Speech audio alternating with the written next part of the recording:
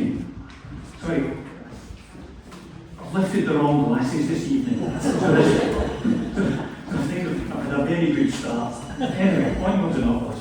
So, in the housekeeping, just maybe if we switch any mobile phones to silent, please.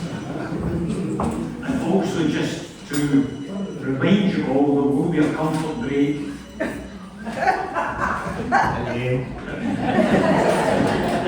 Every 12 minutes. That's just for me.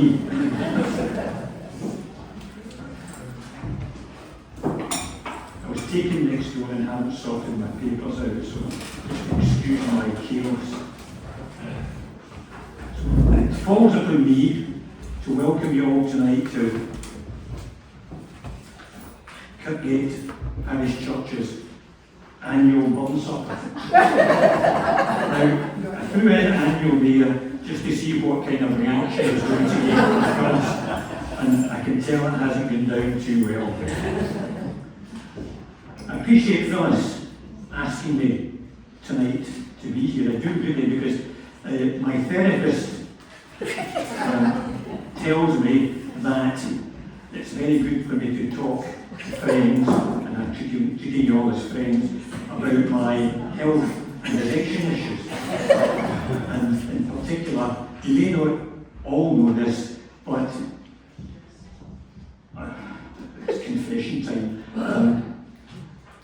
I was addicted to swimming for a long, long time, but I've been dry for 6 years now.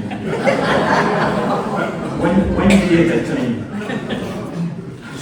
I'm setting the bar pretty low, as you probably realise, so it doesn't get any better than this. But you've all travelled here tonight from all ears and parts and co-winning, and to celebrate the life and work of Robert Burns.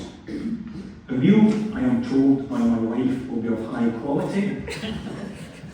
The company is clearly exceptional, and the music carefully curated. Now, I didn't mean to have put down curated there, and I don't even know what it means. Additionally, we are pleased to have a very distinguished top table with us this evening. I'm sure we're all going to enjoy ourselves, but also gain a deeper knowledge of Robert Burns. Now, I'm just going to quickly introduce the top table. We have on keyboards Stuart McMahon, our musical accompanist this evening, a man of many talents, and there'll be a bit more about that later. Then we have, I'm confused because Stuart's not you're not supposed to be here. Stuart, anyway, in my world, well, we'll go to Stuart Dunbar, who's widely acknowledged to be an expert in Burns. Then we have Mary Stewart, a musical soloist for this evening, and who is also very well known to church members. But I feel that with Stuart McMahon and Mary Stewart, really they're the ant and deck of Kirkgate Church. Then we have Angus Middleton, our principal speaker, one of the most sought after speakers in Scotland. Myself, Angus Dodds, I'm a former accountant, and you'll know what the difference is between an accountant and a brown rat. No, you don't know? Well, the difference is there are more accountants than brown rats.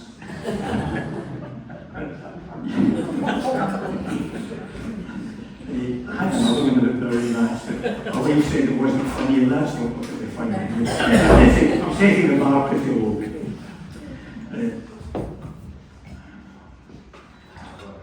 I'll leave that until later. We have Leslie Richardson, a teacher at Stanley Primary School, and I've met Leslie this evening. I've only got one word to say about Leslie, and that's respect. I have a joke about primary school teachers, but unfortunately I can't tell it here. We have Peter Martin, better known to readers of the Church magazine as Peter Piper, piping for all occasions, big discounts for cash. So I've been told to keep these introductions brief. I've done that at the moment. There will be more about each individual speaker later on. So now we go to the haggis. Oh no, sorry, we're not. That's what we call them. Don't get in trouble again. I'm looking at the wrong programme here. I'm looking at the first draft of the programme. As long as it's no an exclamation, we're alright. We're going to have the Burns Metrical Sam. I have to tell you, and it's probably already become fairly obvious, it's 16 years since I was last for Burns Supper, so things are probably going to sweep past this evening. But that doesn't really bother me. So that we're having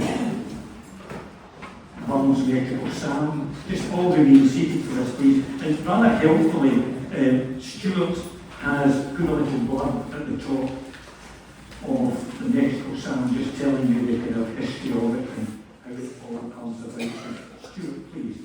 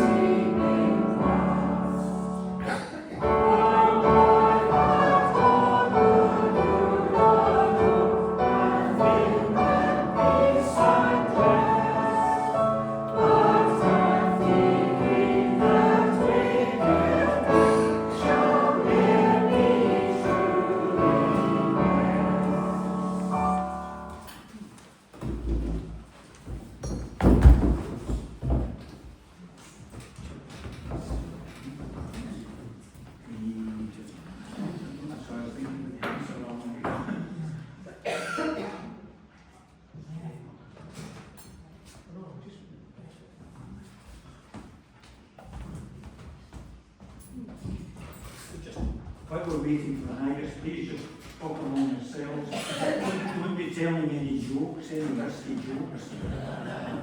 Leaving that for Willie Clark later on.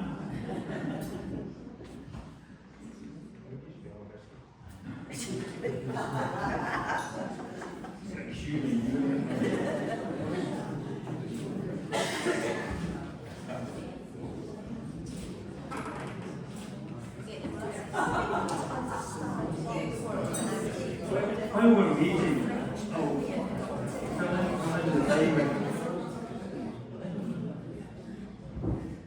how can you tell an extrovert accountant? He's one that looks at your shoes when he's talking to you.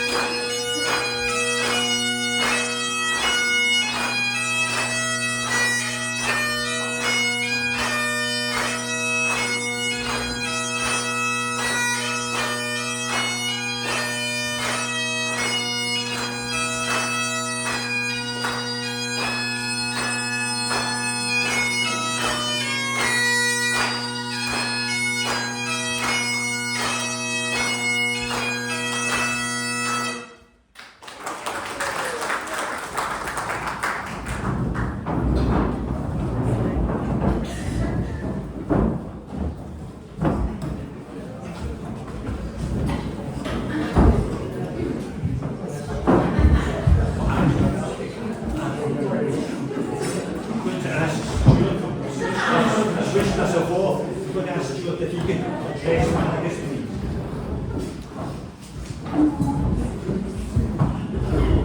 Good afternoon. Somebody here. So, As long as it's not me. you know, the first time I addressed the Haggis once before this season, but the first time I addressed the Haggis was actually the National Pride Funds supper in 2012, and I'd rehearsed it umpteen times and I delivered it very well. I was very pleased. However, I did forget the most important bit of the whole thing, and it was the process.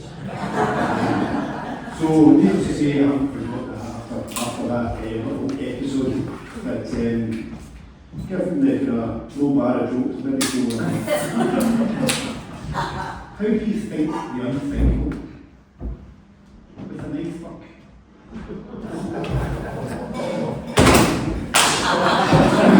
Anyway, it gets better. Fair for your honest sonsy face. Great chieftain, o the families. Upon the wall ye tack a place, page, tripe, tail, we'll argue what him a grace, his man's better. Your glory treasure there ye fill, your hubdies like a distant hill, your pint would help to mend the mill, with tin of need, whilst through your pores the dews be still, for the amber beat. His knife, say rustic labour dick, and cut you up with a ready slick, clenching your brushing entrails, bright like only a dick dead. Oh, what a glorious sight! Warren reeking. Then, horn for horn, they stretch and strive. He'll tap the hindmost on their drive, till all their well silly kites the lie are bent like drums. Then all good man, may's like to rive. We think it comes. Is there forever his French review, or holy old stew, or fricassee would make her spew with perfect scunner, looks down with sneering, scornful view, and sick of dinner. Poor devil, see where he's trash, as fretless as a liver grash, his spindle shank a good whiplash, his knee a nip, through bloody flood of field to dash, oh, the unfit. But mark, the rustic haggis fed, the trembling earth resounds his tread, clap with his wheeling knee, a blade you'll make it whistle, and legs and arms and heads will sned like taps of thistle. Ye powers that make mankind your care, and dish them up that bill of fare. Old Scotland wants nae skinking ware that jumps in luggies, but if you wish a grateful prayer, here are eyes.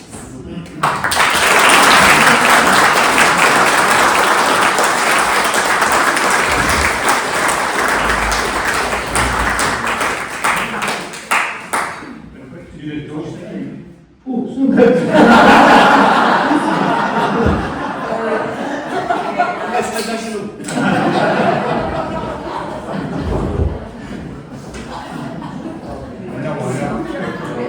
Ladies and gentlemen, the toast tonight will be the haggis.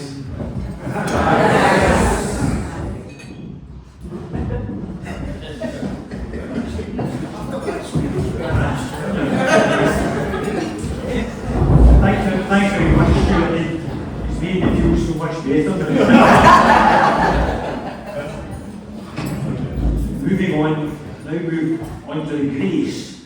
And I know it seems to be traditional to have the Selkirk grace at this point, but I've chosen a poet's grace before me, another grace. And I chose this because I quite liked it, for no other reason.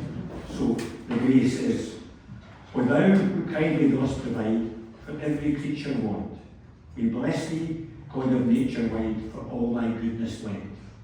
And if it please thee, heavenly guide, he never was be sent, but whether granted or denied, Lord, bless us with content."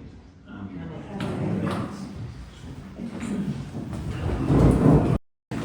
Thanks very much. I just really want to now move on to the main event of the evening, the chairman's remarks. We can probably close the evening after that. I said in the introduction earlier on, I'd say a few more words about each of the members of the top table. We've already heard from two of them, Peter Martin and Stuart Dunbar, so we thank them both for that. And I'm sure Stuart, like and Uncle Bobby, would have been proud of me. And Peter Martin, now Peter possesses considerable musical talent. He's proficient in piano, guitar, penny whistle, modern, well, I don't know what that is, and has been piping since the age of 8. I was really concerned he would be late this evening because I understand from his brother that as a baby he was 15 days late and that he's been late for everything since then. Peter's he's a chemistry graduate, currently studying for your PhD, trying to acquire a PhD that you do. When he was a student, I understand he was taking a young lady home in a taxi. It may well have been John Donald's taxi for all I know. And this young lady was extremely beautiful. In fact, she was so beautiful that he could hardly keep his eyes on the meter. So, thank you, Peter, for arriving promptly this evening. We'll say promptly, we all know it was 8 minutes to 7. Anyway, Stuart. So Stuart is following the footsteps of his uncle Bobby Denver. A lot of you will know that Bobby is an ex-session clerk at Barony Church and a real bondsman. And he's been followed by Stuart in that kind of vein. He's a past president of Doraya Bonds Club, and last year he was involved in the celebration for the Kilmarnock edition, and that was at the Lake in Kilmarnock. Stuart's also, not you know it to look at him, is an action man. He's a bit like myself, to look at me. Sailing, he does sailing, mountain biking, hill walking, skiing. Now, these activities are balanced with his membership of CAMRA. CAMRA is it's the campaign for real air. So that he's actively, I understand, on a one-man mission to keep all real air pubs in Scotland open. We'll get to you later, Stuart.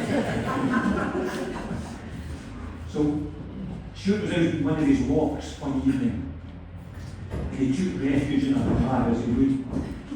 And he said to the bar, he said, I was in here last night and I lost my glasses. What do you look like? Asked the barman. He said, I've no idea, the whole night was a blur.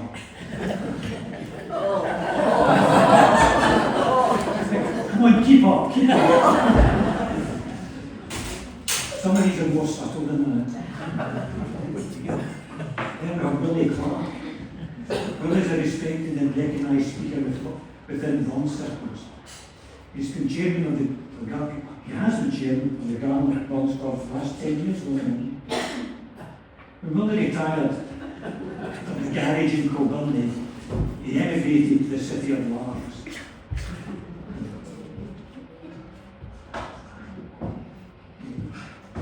Willie was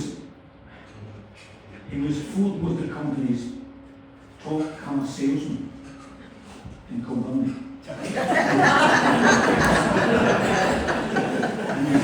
and he has extensive knowledge of mobility cars.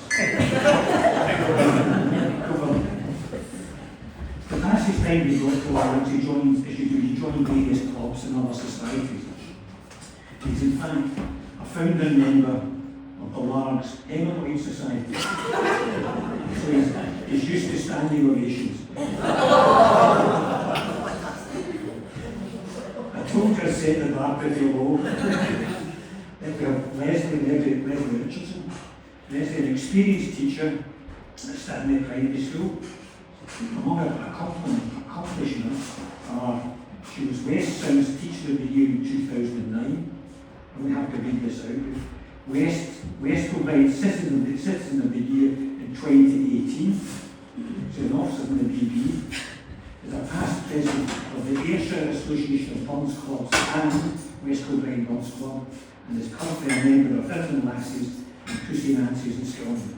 I didn't realise there's so many bunch clause in this column. But really, I feel too intimidated to make a joke about Leslie because of that record that she has. But I hear she has a coat. Now the coat is made from the pelt of pelts of 60 hamsters. Billy, her husband, he took her to Blackpool and they couldn't get her off the big wheel.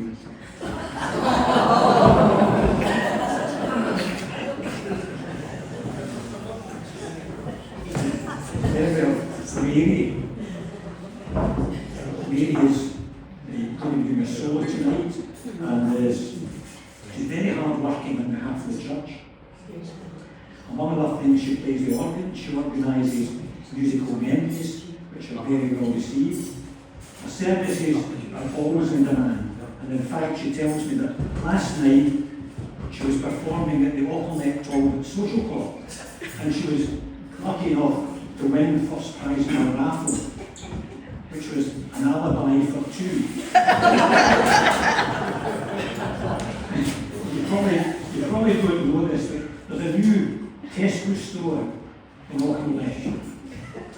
And I understand the goods there don't have sell-by dates. They have steal-by dates.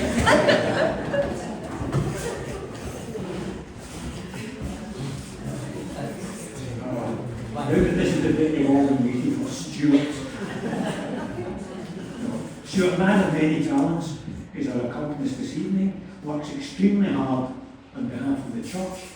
He uses his skills in graphic design to put together the Sunday magazine, the church magazine, and organising the order of service. He's looking after me and the sound equipment tonight, muting me as appropriate. He also shares with Stuart and Bar an interest in camera, the campaign for New. In fact, he just retired as the regional director a few weeks ago.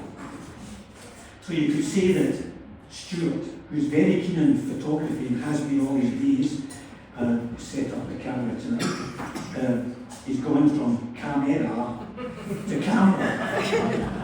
So I feel as though tonight this top table is bookended by camera. I'm going to say a few words about Alec Blair. Alec's not at the top table, but he will be making a contribution later on. I've known Alec for many years. He and I were at secondary school together. And it was a very good school. We could tell that because it was approved by the government. I had an advantage over Alec in that I spent my early years at public school. Saltwood's public school. Alex is a member of Rotary International, which has taken him all over the world. On a visit to Hong Kong recently, he took one of those rickshaw rides, and to be conversational, he said to the driver, "How's business?" And the driver replies, he said, "You know, I'm not off my feet." Alex, look forward to your contribution later on. Thank you. Tonight's not going to be all about me. I'm just the kind of normal fact. It's all about our principal speaker, and the other speakers, of course, as well. But our principal speaker is Angus Middleton. Angus was born in Kilkenny, lived in West Kilbride for many years, and currently stays in Skillman. He's a time-served joiner, and I can appreciate that because I come from a family of joiners. I was the black sheep of the family. My grandfather actually was a ship's carpenter and sailing ships, but that's another story.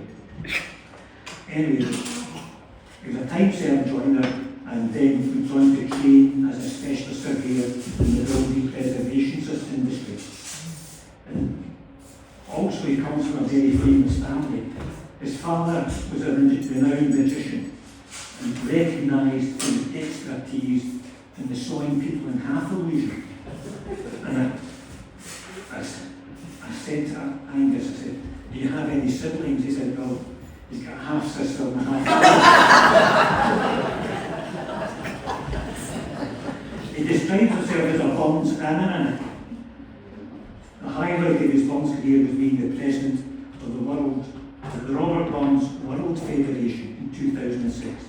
He is currently the president of Large Cronies. So, I was going to say that Angus must be addicted to haggis and whiskey because he's doing 28 Bond suppers this year in October. I'm going to say he's been to so many Bond suppers he did actually take his haggis tonight. Anyway, enough from me. Our main speaker of announced, ladies and gentlemen, Angus Middleton and the immortal memory.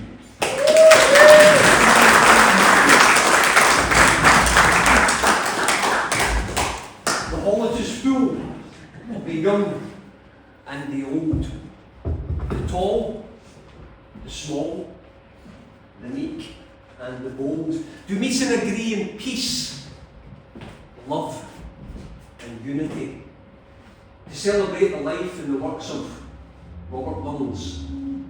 This is our opportunity. As each succeeding year returns, we meet to honour Robert Burns, of Scotia's bards and prince and peer. He's deeply loved, and I know he is cherished here. We start right at the beginning, that this is no cradle to the grave, immortal memory. We start right at the beginning in a cold, roaring January morning, 1759. Present at the birth is a local gossip. It said she had a knowledge in palmistry. She studied the hand of the newborn, Robert Burness. He was not to be known as Burns until he was in his 20s. She studied his hand and she did not see clear skies or smooth seas ahead. The world now knows how that prophecy was to be fulfilled. So on the 25th of January 1759, there was a lad who was born in Kyle. My father was a farmer upon the Carrick border, and carefully he bred me in decency and order. Now as we gather here this evening in the company of friends and cronies, let's look at some of the highs, aye, and perhaps the lows, that took my hero, a relatively poor, the overdue, the poor Burns bit, a relatively poor peasant ploughing the sun from rural Ayrshire through to Scotland's capital city as a celebrated poet, and finally to his untimely death in Dumfries, the mere age of 37 years. It's no age at all. Now Dumfries, at the time of Burns, was called the Queen of the South, and the football team that plays at Palmerston Park to this day is called the Queen of the South.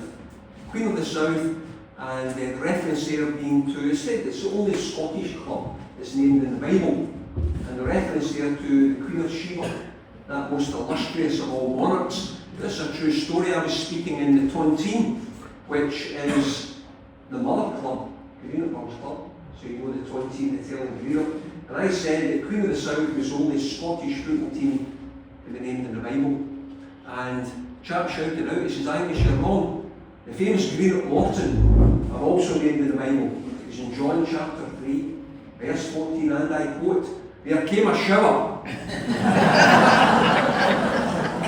That is a Greenup Morton. Now, I used to be a football referee, so I like the wee, what's Robert Burns got to do with life today? Who knows what the Ayr United nickname is? The Honest Men, yeah, taken from Tamashanka. And Kilbirnie Lakeside, their nickname is the Blasties. And people think it's to do with the blast furnace at the steelworks, but it was actually to do with a horse that Robert Burns bought at the old kirk, the horse sale at the old kirk in Kilbirnie. And if you've ever been in that church, beautiful.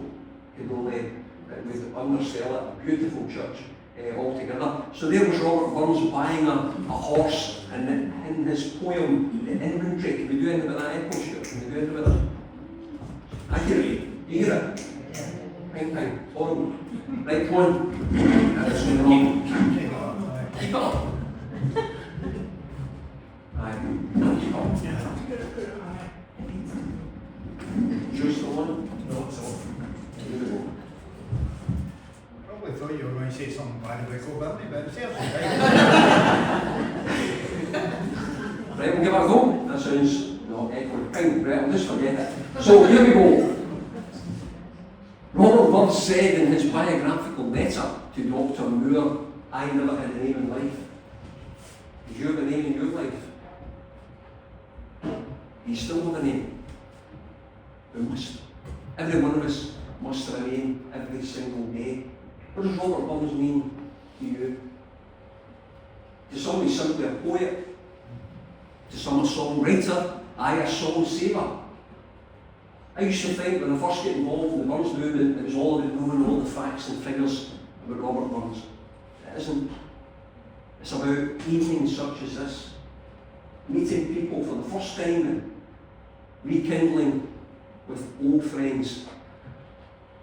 January the 25th was not the first ever Burns supper. It was held in the summertime by farmers at the property we now know as Burns Cottage, and in 1801 the Reverend Hamilton Paul proposed the first ever immortal memory. And this year I had the privilege of proposing the immortal memory at Burns Cottage on the 25th of January. Tickets priced at £250 a ticket. Exactly. And I found that quite almost offensive. The fact that Robert Burns, a man that could hardly make ends meet, and here we have, we've got tickets at, and yet there was a couple from New Jersey had flown in purely for that Burns supper. Not visiting friends, not here in business, we're flying back on the Tuesday. So what is it about with Robert Burns that would bring people such as you and I to an evening such as this?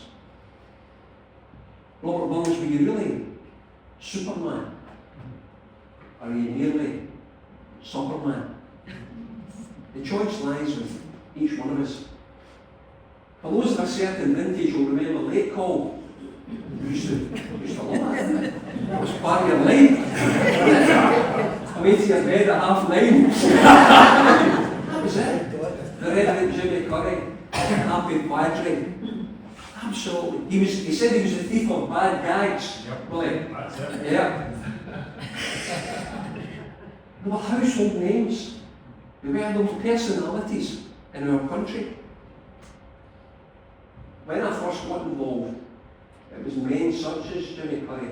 Or perhaps it could have been Donald Finlay. It might have been Sir Alec himself, or perhaps Walter that night. I met him down at Turnbury.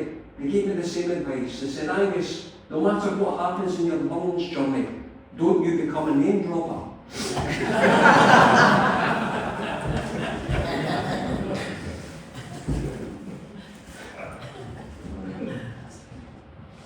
Do you have a favourite Burns song? A favourite Burns poem? Perhaps you might hear the song or a poem tonight. If you've got a Burns book in the house, take it down off the shelf and just have a wee flick through it. They said when Scots emigrated to Canada, to the States and Australia, they took two books. They would take the Bible and they would take the Burns book. That's how much ingrained in our identity Burns was to become. My favourite Burns poem is The Soldier's Return. It's actually a song. You seldom ever hear it, but this is a true story, and this is why I think that Burns is as relevant today as he ever has been. I was speaking at the Douglas Park Bowling Club in Largs. If you know it, just on the left-hand side as you get into Largs before you get to the petrol station. Largs, the Bournemouth of the North, the retired capital of Scotland, where the population is so aged, right, that the shop windows are bifocal.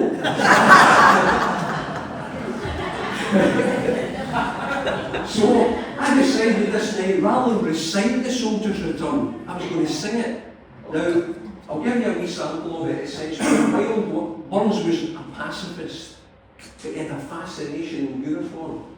In fact, on his deathbed, he worried about the price of his police militia uniform, that the bill was outstanding. But this night I decided I was going to sing it rather than recite it. But it goes, when wild war's deadly blast was blowing, and gentle peace returning, where many a sweet babe fatherless and many a widow mourning, I left the line's intended field, or lying in a ledger, my humble knapsack, all my wealth, a poor but honest soldier. So this night, I sang with the sing. And like a lot of Burns songs, they're not easy to sing. No, they're not. When wild war's deadly blast was blowing, and gentle people. Now you might notice I do the old lighthouse technique. That's important. When Marie a sweet babe, fatherless, and Marie a widow mourning. By the time I swept round for the second time, there was a very attractive lady sitting down front. The tears started to trickle down her cheeks.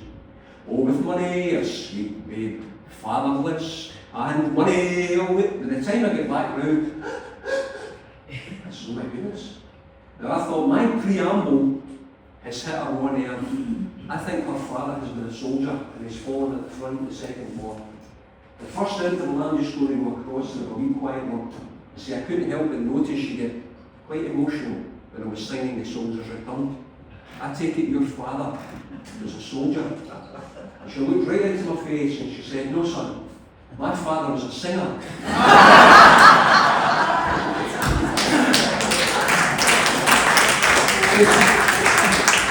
Laughter is the best medicine. Where would we be without laughter? Edinburgh.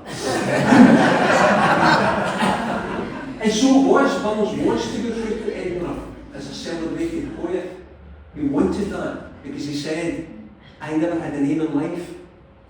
Academics say he had two aims. One was to be a successful farmer, and the other was to be a published poet. A 10-shilling hat and a Holland cravat, there's no many poets, a bra man. That was him writing about himself. The average Scot was 5'9". Look, he was 5'9", the average Scot was 5'2". So he must have cut quite a chase as he did. He went through to Edinburgh, and his truth is, he said, they tired of him as much as he tired of them. He felt he was a bit of a fish out of water. And there's something in that. And among your own folk, you feel far more comfortable. Now, my grandfather was in the Japanese prison or war camp, and we were always told never to ask Grandpa about the war. Always, just don't mention it. And I was born in the 60s. Well, I'm slightly embellishing that. I was born in the 1960s. But, brother, this is true. Gordon said to my grandpa, did you kill anybody in the war? Do you know how I really can go? Why? I says, and he went, did you? And he goes, yes. He says, probably at 12. He says, with a gun? He says, no, I was a chef.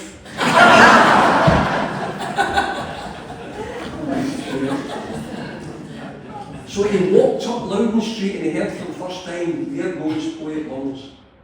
And I liked that. Thereafter he started to sign his name, R. Burns, poet. So if my immortal memories serve any purpose at all, the themes of the Jimmy Currys of the day, they would talk about Burns the farmer, Burns the excise man, Burns the romantic. They were really just showing you how much they knew about Burns and how little you did. But if my immortal memory is to have any purpose, it will be to use an individual to get back to that hobby, that little thing that you're always going to get back to tomorrow, that you keep putting off, or more particularly, to rekindle a friendship that perhaps you've let drift. We're all guilty of that. I'll meet you for a coffee and I'll give you a phone and maybe just don't quite get round to it. Don't just take it from me, take it from the words of Robert Burns, where he said, catch the moments as they fly, use them as you ought. Believe me, happiness, it is shy and it comes no ripe and sought. One of the best bits of advice I ever get given when I get involved in after dinner speaking was stand up to be seen, speak out to be heard, and don't forget to sit down. And there's something in that. I'll leave you with a wee flavour of Burns, and I'll thank you for very kind caring. There's stories of wee clay biggin, feed it with some straw or and was born a poet, the finest in them all. For this humble birthplace, he rose with fire and fame. To become our national bard, Robert Burns became his name. He wrote of Tam O'Shanter, of Kate the Old Grey Mare, he wrote of mice and daisies and of the Holy Fair. Through life's oppressions, woes and pains, he travelled many a time, and he saved the world an anthem in the name of a Old Lang Syne. In a moment, we will be upstanding, we will join in a toast. As people will be doing likewise in this world from coast to coast, for they will all have gathered to have a gram and do their turns, but more especially to remember immortal Robert Burns. They say in Scotland we toast two men. We toast St Andrew, and he was to a Scot, and we toast Robert Burns, and he never claimed to be a saint.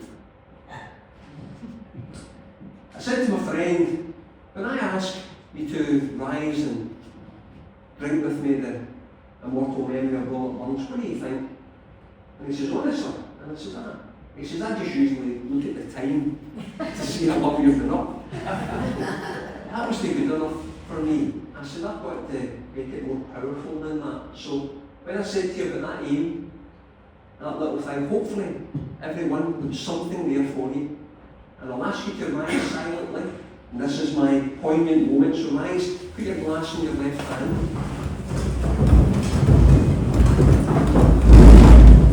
So during my immortal memory, I said, the first ever immortal memory was given in perfect rhyme by the Reverend Hamilton Paul, down in Alway. At that time, it was training as a min. And they were drinking a toast to their friend. So for the walkers and the hill climbers among us, all we're really doing is we're putting another chucky on the cairn. We're topping up the memory. That bit when you got up the top and hope fell and you hit the trig point, that bit of satisfaction. That's what you're doing to Robert Burns. We're saying we remember you and we thank you for the impact that you've made in our lives. But I would ask that you think, and that one person is nearest and nearest to yourself. And use them as the inspiration for that immortal memory. So thank you for a very kind hearing. Thank you.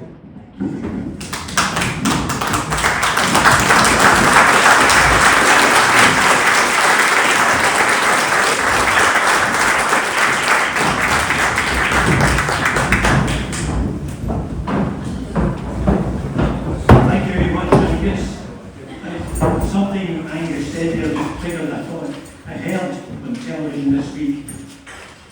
Was this ex-serviceman, been in the Navy, been in D-Day, and he'd done one or two servicemen of that age that died this week. And hopefully he was asked by one of his grandchildren, why did you join, when you signed up, why did you join the Navy? And he said it was quite simple, the RAF had run out of their own cream. Thank you very much, really. And a very accomplished immortal memory, thank you. Then we're going to have a song, community singing, the words are in your order of service. That's what it's called, the token. And Stuart, please.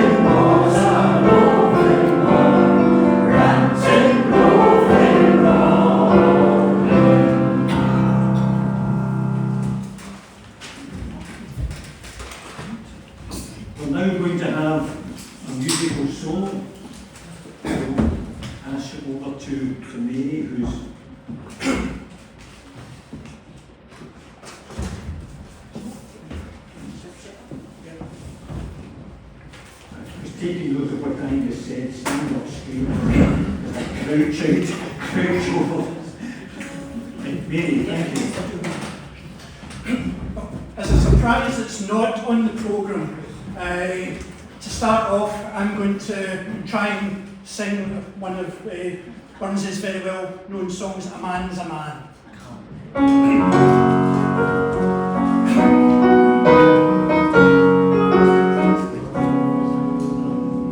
Is there for honest poverty that hangs his head and all that the coward slave we pass him by, we dare be poor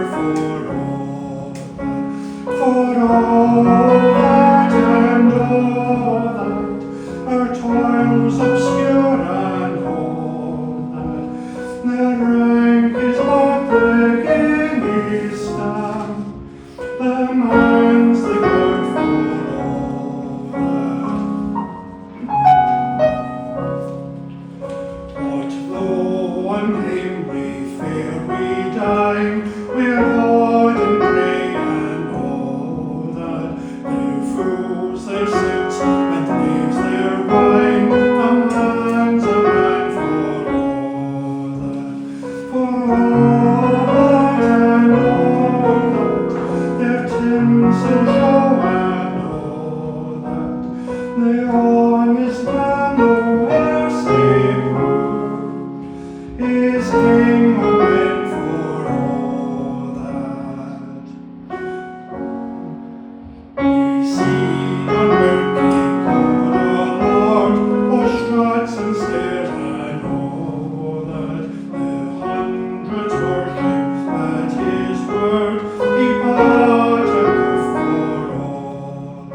for all that and all that, his ribbon star and all that, the man who independent mind, he looks and laughs and all that. A prince can make a belted knight, a marquis joke and all that, but an honest man upon his might, good faith he maun afford that, for all that and all that, their dignities and all that, the pith o' sense and pride o' worth, are higher rank than all that. Then let us pray that come it may, as come it will for all that, that sense and worth o'er all the earth shall bear the green and all that, for all that and all that, it's coming yet for all that man to man the world shall others be for all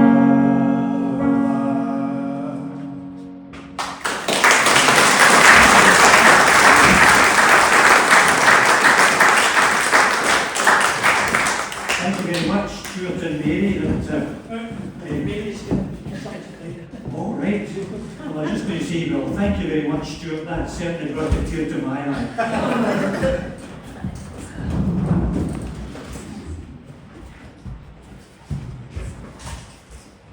It really should be a fiddler that's up here, shouldn't it? I said that to Angus and he gave a wee kind of laugh. It should be a fiddle, but it's an alto sax. And, you know, Phyllis asked me, she said, Mary, I can't get Andy to play at the Burns. Would you do it? So there was a kind of last resort came into mind, but last resort, we're going to do the alto sax. We're going to do a few Burns tunes on it. It's not what we're usually playing on it, but I hope it works okay for you. I'm going to start, I've got a wee backing track to put on, so if I'd known Stuart was going to be here, I would have given him choice of playing for me, but I'm going to put a wee backing track on, so just give me 2 minutes.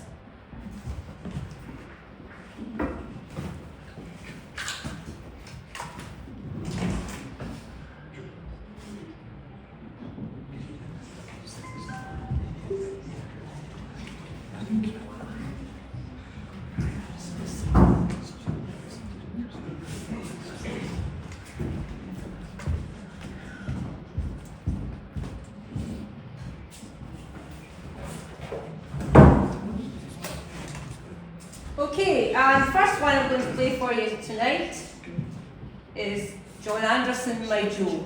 And that was my grandfather's name, so a wee tribute to him, isn't it? Oops, wait a minute, got to turn the volume up a bit.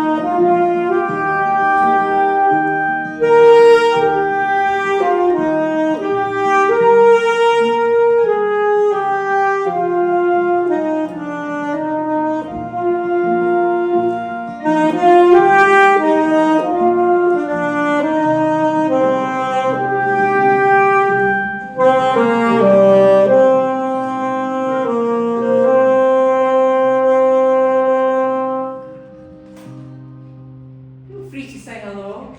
The next one I'm going to do is Rowan Tree. Do you know this one? A very short interview we got with him about all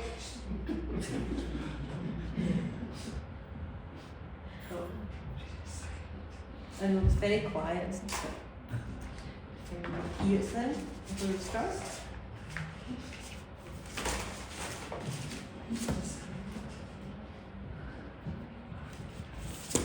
This is Rowan Tree.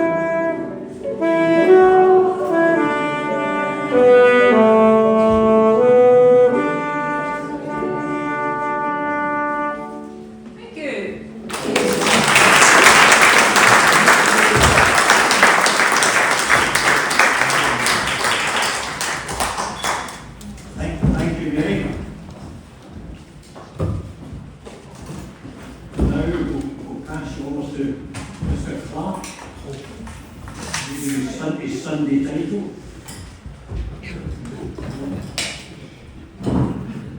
Chairman Angus, members of the Kirk, it's with great pleasure that I accepted the honour of giving the toast to the lassies this evening. In my youth, the Bronson and Socrates could have been the place where my young friends and I met our future wives. However, the price of an ice cream soda in a Melbourne cafe was just well under pay grades. We came, we saw, and we never conquered. When I look out here tonight and I see the ratio of men to women, maybe we should have tried a wee bit harder. You'll notice that the best Burn speaker in the whole of Scotland gets up without a note. Angus Middleton. I'll get inside to get here.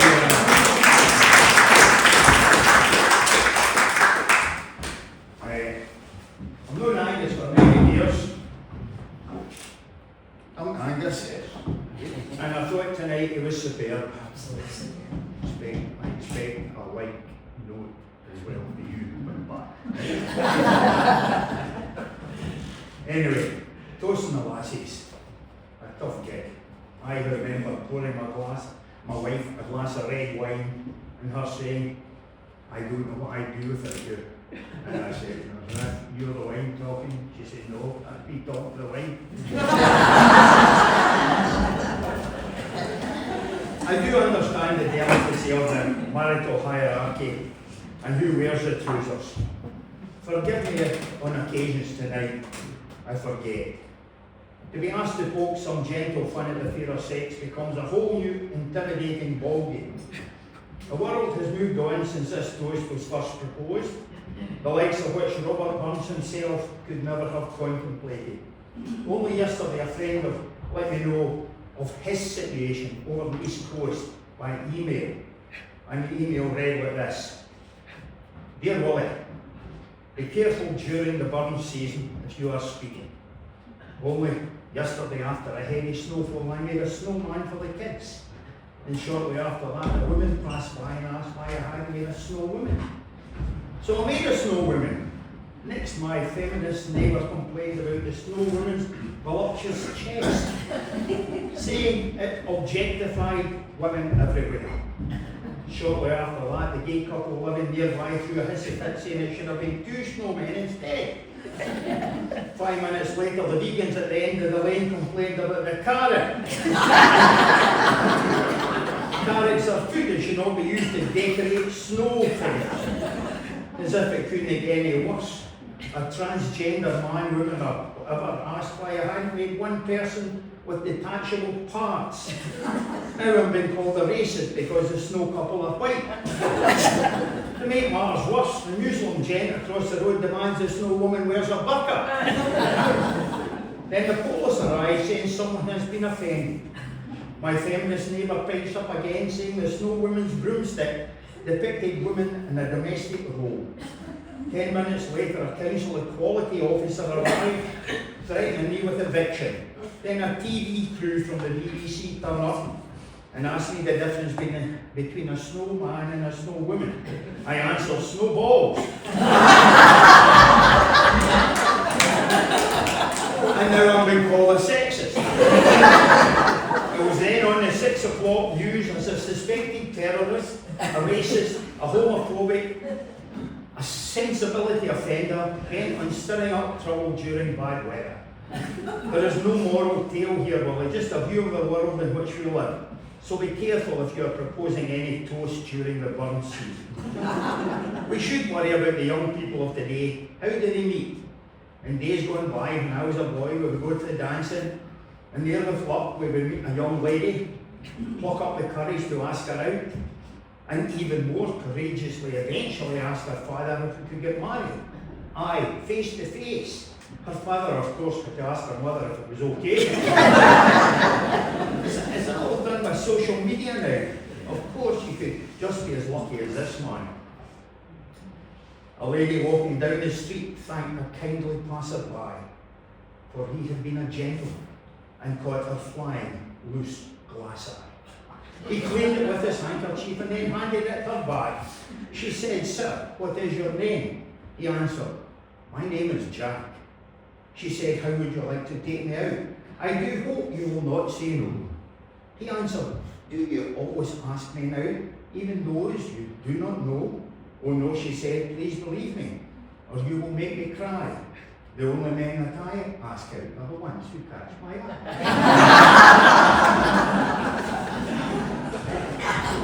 We cannot all be as lucky as him. Now, Robert Burns himself would have steered clear of this toast.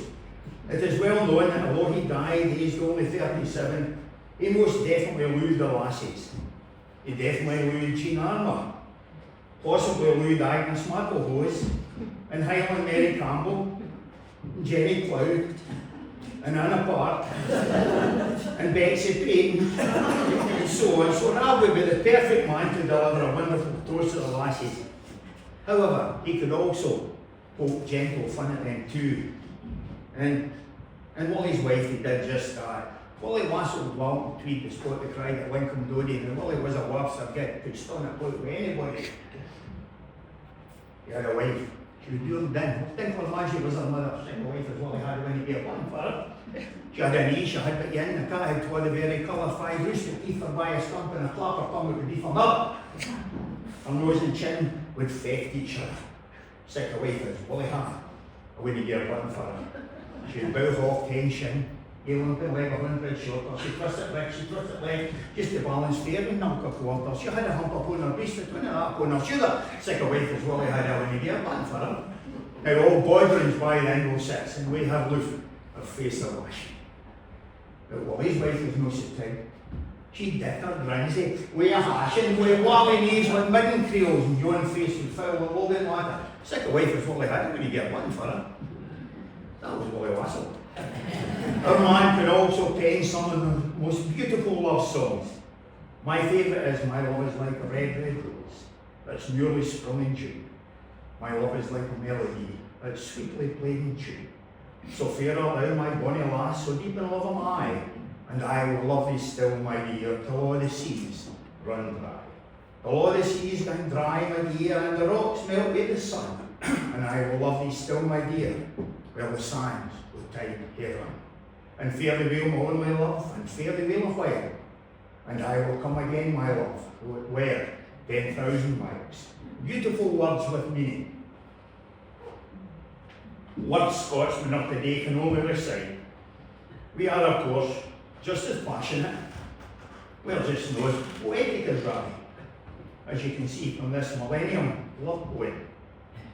Written by a Kilburny man, we Huey McLaughlin. That's not an alias, by the way. This was written on the occasion of wee Huey's 10th wedding anniversary. Of course, I love you, darling. You're a bloody top-class bird. And when I say you're gorgeous, I mean it, every word. So yeah, elk is on the big side, but I don't mind a bit of flour. It means that when I'm ready, there's something there to grab. So your belly isn't flat there. I tell, and I don't care, as long as when I hug you, I can get my arm round there. Now women who are your age have nice round perky breasts. They just skid into gravity, but again you've done your best. I'm telling you the truth now, I never tell you lies. I think it's very sexy, you've got dimples on your thighs. I swear to on my granny's grave, the moment that we met, I thought, you were as good a lass as I was going to get. No matter what you look like, I'll always love you, dear. Now, keep quiet when the fit was on and just go and get me another beer. We Huey never celebrated his 11th wedding anniversary. And it wasn't even a suspicious death. He'd been feeling a wee bit below par, so his wife took him to see him off for a couple of days camping. He came home and he said he felt much better. So his wife said, I think I'll make a pot of soup.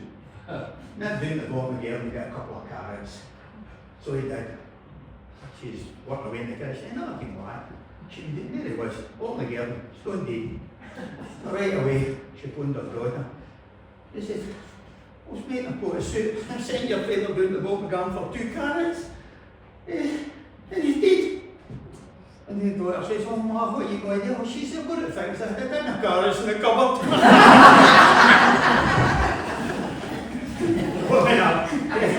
stronger stuff. That's a story I heard just a couple of days ago. There was a lady being interviewed in the telly, and she was asked about the diverse occupations of her 4 husbands. Her first husband was a banker.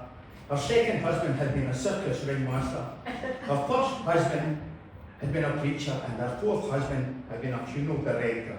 The interviewer quizzed her. Why the diverse occupations? Well, she said, 1 for the money, 2 for the show, 3 to get ready and go for it. Green grow the rashes Green grow the rashes the sweetest hours that e'er I spent was spent among the lasses. You just can't beat the women in your life, gents. A story was told at an old ladies' club. Apparently the question was, do you think Moses led the Israelites through the desert for 40 years because God was testing him, or because he wanted them to appreciate the promised land when they got there? No, said one of the ladies, it was because Moses was a man and he refused to ask for directions. One of my friends told me his wife had approached him on her hands and knees last week. What did she say? I inquired. Well, she said, come out for on a lap bed and discuss this like a real man. Of course, teaching is a must. And at school and all our early learning classes, it was lady teachers we had. And you didn't mess with them. I remember one teacher who asked the class, what is the opposite of joy? Sadness must came the reply for a wee lassie. And then she asked, what's the opposite of happiness? Same way lassie answered, depression, miss. Very good, she said. What's the opposite of woe? Nobody spoke up. Eventually, a wee boy from the back of the class says, please miss, give it up.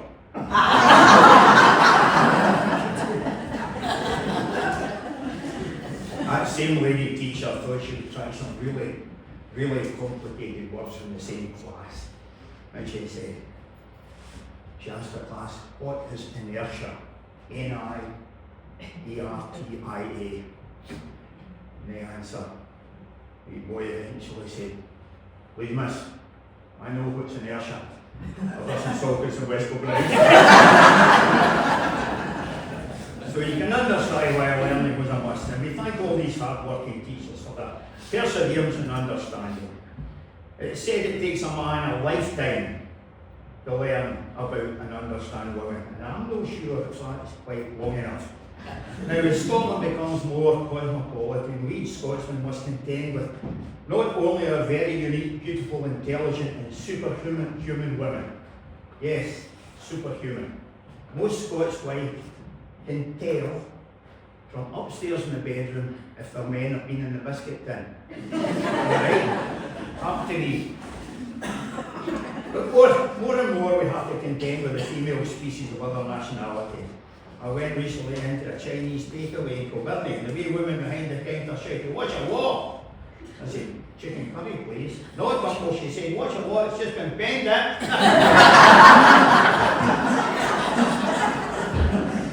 Harvard School of Medicine did a recent study of why Scottish women like Chinese food so much. The study revealed that this is due to the fact that wonton, spelled backwards, reads not now. A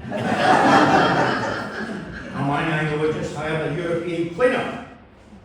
It took her 18 hours to hoover the house. Partly she was a Slovak.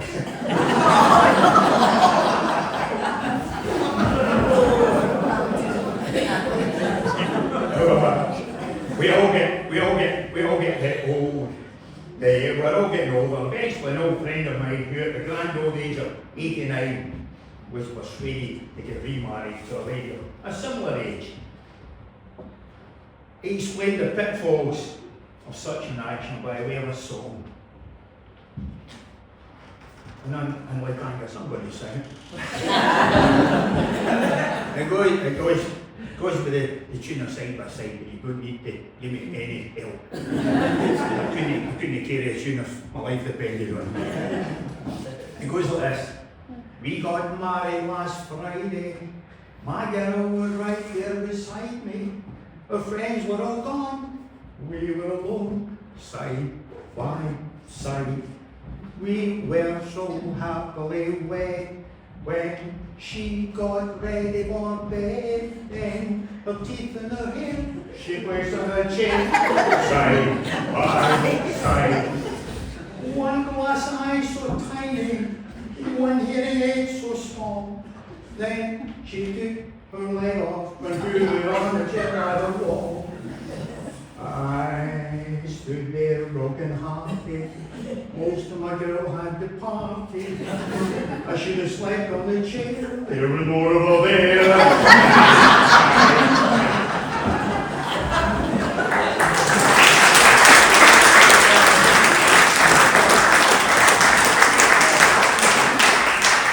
There's a bit here on every horn and every urban passage, which signifies the life of man.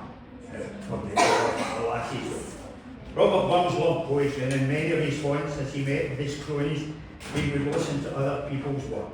He would have enjoyed this risky little poem, written this century, of course, by a man about his wife.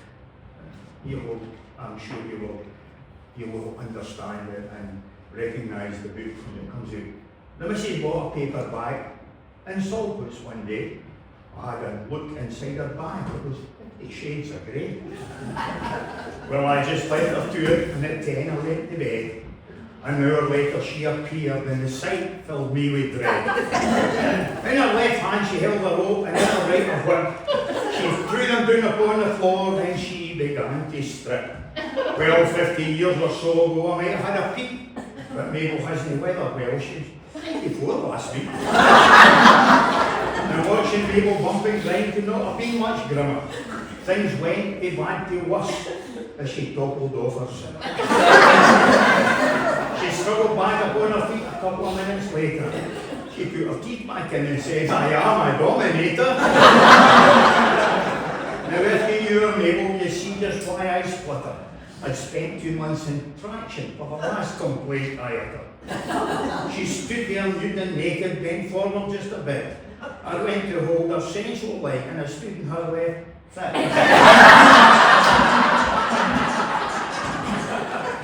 Mabel screamed, her teeth shot out. My God, what had I done? She moaned and groaned, then shouted out, "Please step on the other one." Well, folks, I can tell no more of what happened that day. Suffice to say, my jet black hair turned 50 shades of grey.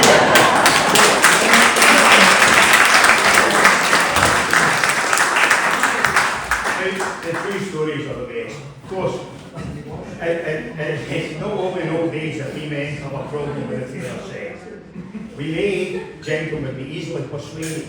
We may not be great lovers, and we may be as miserable as sin. Here's a wee story about a young boy and girl who were sitting out on the beach at Largs, holding hands and gazing at the wonderful sight of the Cumbrae. And for several minutes they sat in silence. Then finally the girl looked at the boy and said, "A penny for your thoughts." Well, he said, "I was just thinking, perhaps it's about time for a wee kiss." The girl blushed and leaned over and kissed him lightly on the cheek. She blushed again, and the two of them turned once more to gaze at that wonderful vista. Minutes passed, and the girl spoke again. "Another penny for your thoughts." "Well, I was just thinking," he said, "is it no time for a wee cuddle?" The girl blushed again and reached over and cuddled him for a few seconds.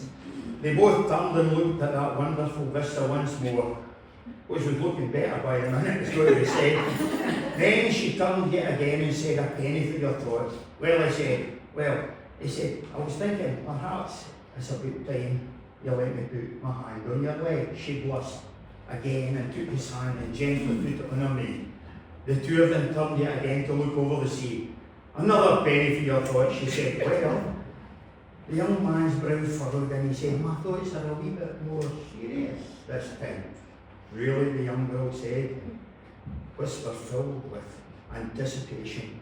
"Aye," he said. The girl looked away in shyness and began to blush and bit her lip in yet more anticipation of the ultimate request. Then he said, "Is it no good time you paid me these first 3 pennies?"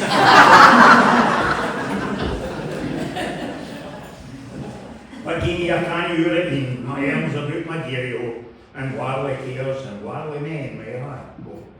Taps of Ontario. However, the rights of women merit some attention. And being real as gentlemen, we all know the hierarchy, how the hierarchy works.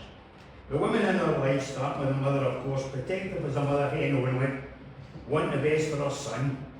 One such woman, a woman from an Ayrshire town, keen to see her boy married, was being rather picky about his choices. However, her son came home one day and said, "I've met a lovely girl from Kilwinning. She's beautiful and we want to get married, and she's a virgin."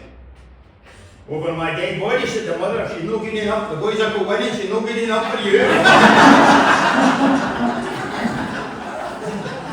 We are lucky to have mothers as protective as that, caring, thoughtful, loving, prepared to offer sound advice to sons and daughters alike. There is no gender bias with mothers. A mother from my old town of Kilwinning was that way when her daughter asked if she'd go to the local dancing in the Walker Hall. The mother was reluctant to let her go. However, she thought at the time was maybe right to let her go to the dance. So she thought it only right that she should warn her. She should warn her about boys. So she said, "You'll meet boys at the dancing, then they will invite you out, then they'll take you for a run in their motor, then they will try the funny stuff. When that happens, just stop them." Next morning at breakfast, the young girl said, "You were right, Mum. What you said would happen, did happen. And did you clock him, hen?" "Aye," he said. 1 minute, 2 seconds.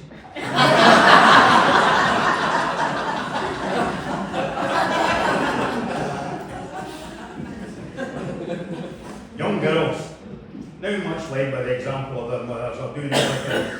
Being Prime Minister, going into space, so there's nothing today's lassie can't do. However, some farmers up my way are still steeped in the past.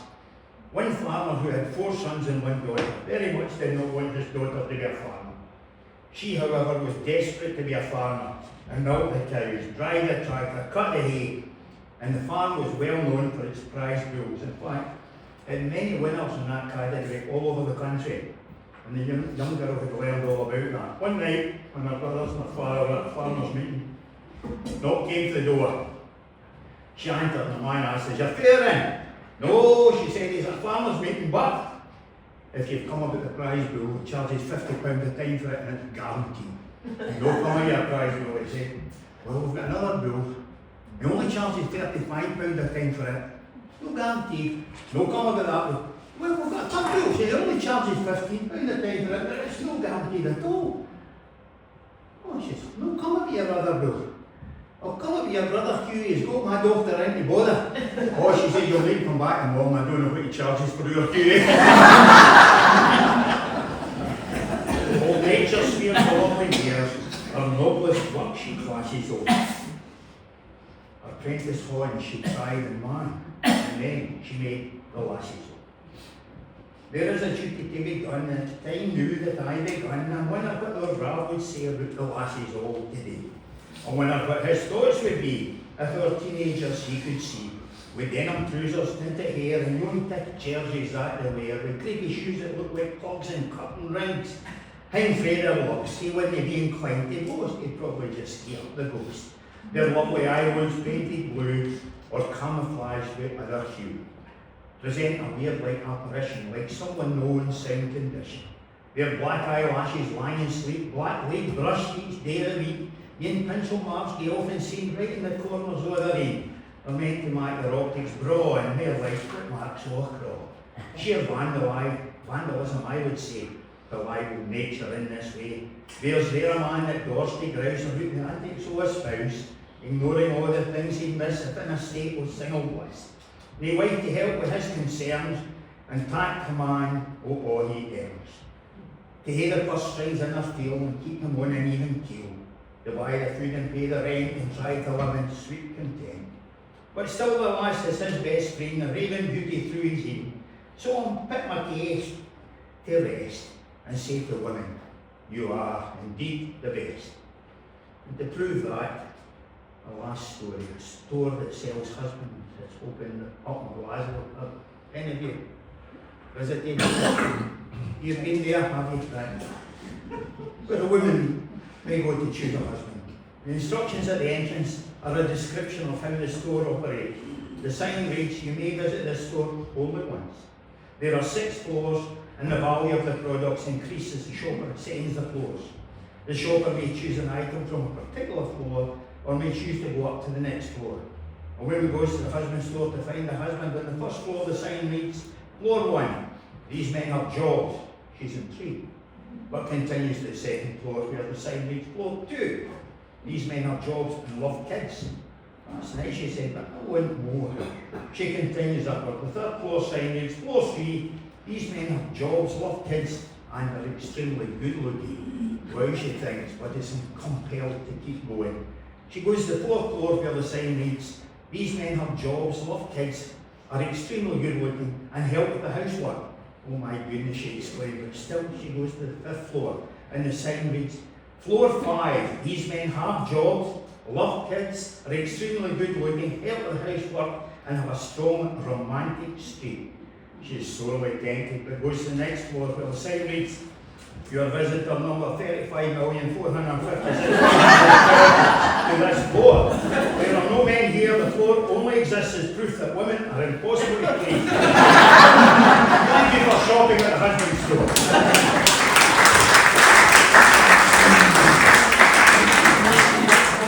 To avoid any gender bias, the store owner opened a new wives store.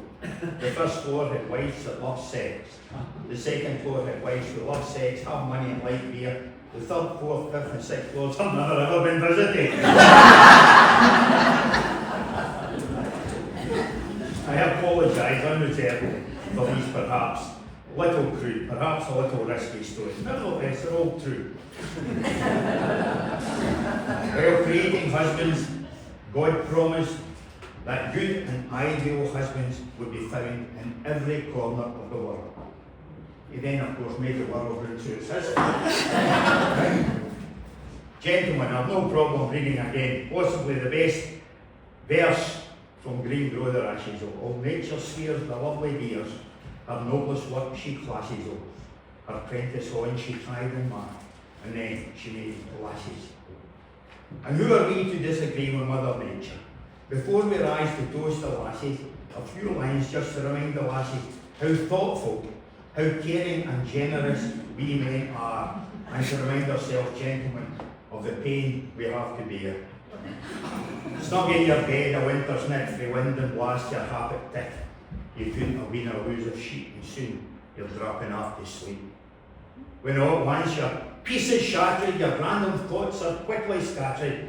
The wife crawls in frae fit to heat, cold like she with something deep, with frozen feet and legs and knees, like some fish through the polar seas. And what a dirty quit in verse, the worst of the lot of frozen, and by all that. To signify her warm affection, she wriggles out in your direction, and plants that frozen, icy hummer, square in the middle of your stomach. With anguish gasp and indrawn breath, you try to shrink away from death. But she keeps wriggling till she's captured the one wee warm bit you've laid in rapture. And even though you're sure to perish, you promised I to love and cherish. With loving thoughts and acts superior, you warm the lass's cold posterior, and thank the stars that by law you've only got one wife to throw. With that final thought, gentlemen, would you be upstanding? Charge of lasses, join me in toasting important people in their lives. The lasses.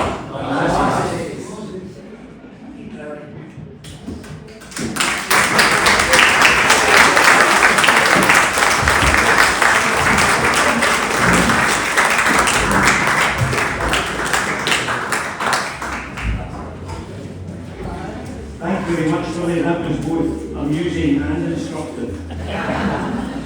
We're now going to have the men. The men singing twice Green Grow the Rashes.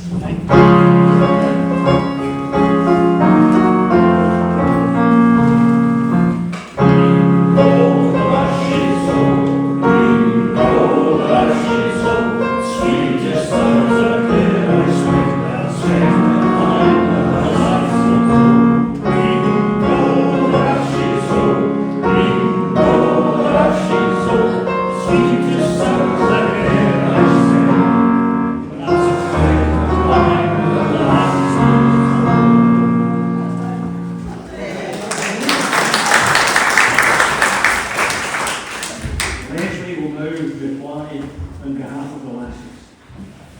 I'm an amateur when it comes to public speaking, but then the Ark was built by amateurs, but the Titanic was built by professionals. My granny Diane gave me 4 pieces of advice when looking for a man. 1, it's important to find a man who is honest and doesn't lie. 2, it's important to find a man who treats you well and loves you. 3, it's important to find a man who helps around the house and makes you laugh. And 4, it's important to find a man who spoils you with romantic gestures. But lastly, it's very, very important that these 4 men do not know each other. Ladies, you may not all know this, but I have the measurements for the perfect man. They are 82, 20, 45. That's 82 years old, 20 million in the bank, and a 45-degree fever. Thanks to Willie for your kind words. My father, like Willie, was in the motor trade, and it was my dad that taught me to drive. When I returned from my driving test, my dad asked me how I got on. Not good, was my reply. He failed me. It can't be that bad, surely, said my dad. What did he pull you up on? A rope, I replied. The car is still in the River Irvine. Willie was a big Kilbirnie Lakeside fan, and Colin Riley, the manager of Kilbirnie, recently heard of a young Iraqi boy who had a huge potential in the football world. So Colin and his assistant manager flew to Iraq to see this boy play. They ended up signing the young lad, and now he's moved from Iraq to Kilbirnie. And in the first match against Winchell Rovers, there was 20 minutes to go and they were 4-0 down. And Riley thought, right, I'm going to send on this new Iraqi boy and see. In 20 minutes, he scored 5 goals. He was a sensation. The fans loved him, the players loved him, the media thought he was absolutely brilliant. So he got home that day and he phoned his mum and he said, Mum, I need to tell you about my day. I was amazing. They all think I'm brilliant. The players love me, the fans love me, the media thinks I'm absolutely brilliant. His mum said, oh great, let me tell you about my day. Your sister was mugged and then stoned in the street today. Your brother joined a gang of looters, and your father was shot and terrorised. Oh, Mum, I'm so sorry. What can I do to help? Sorry. Sorry doesn't even cut it. It was you that made us move to Kilbirnie.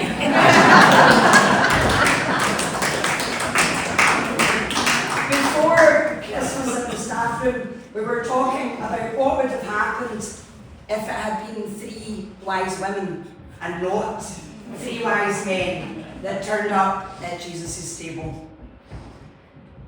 They would have asked for directions. They would have cleaned the stable. They would have brought practical gifts. And they would have made a casserole. However, men, in your defence, what do you think the women would have said when they left the stable?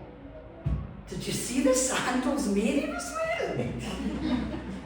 Want to take a bet on how long it's going to take you to get that casserole dish back? Virgin? Aye, you're right. As Angus God said, I'm a primary teacher and I teach at Stanley. And at Christmas time I took the children to Abbotsford Nursing Home. And we were singing Christmas carols. And I had a wee boy with me called Tyrone who was just absolutely mesmerised with all the different aids in the nursing home. We tried to go up the stair lift, he was caught touching the Zimmer frame. But one thing that he could not take his eyes off the whole time we were there was a glass of water that was sitting on the organ. And in the glass of water was a set of false teeth. And just as we were about to leave, he grabbed my arm and he said, Mrs. Richardson, the tooth fairy is never going to believe that. I also about the war, and they absolutely loved learning about World War II. And this wee boy was just absolutely so into it. He went home and he said to his grandpa, "Have you got anything I can take from a teacher?" He said, "You've got medals from the war. Can I take them in his show?" "Of course you can. Have you got anything? You've got a helmet. You've got a helmet you won in the war. Can I take it?" "Of course you can take it in." "Have you got anything else?" "I've got a trench coat." "You've got a trench coat?" "Got a trench coat that I wore in World War II." "Oh, where is it?" "It's in the loft on top of the tank." "You've got a tank in the loft?"